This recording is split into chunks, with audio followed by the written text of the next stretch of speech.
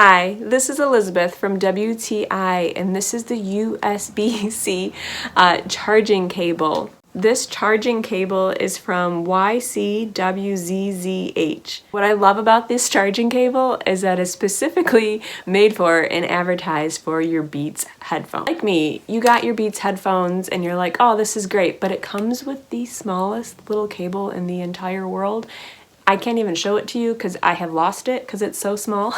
So as you can see, this charging cable, like, it is longer than my arm. So that way it has really good length so you can actually charge it. And also what's really difficult about some of the updated devices is that you don't have things that can plug into those new type of cords that they give you.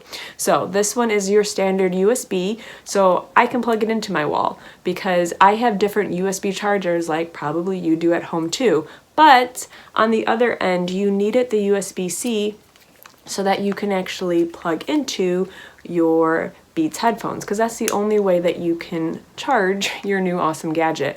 So having this recharge cable has been a lifesaver for me. So if you are one of those people that have any sort of device that is going to plug into your new USB-C, but you still need a USB to plug into your ports that you already have at home, and you want a really nice and long charging cord, look no further, check this one out, and that's my point of view.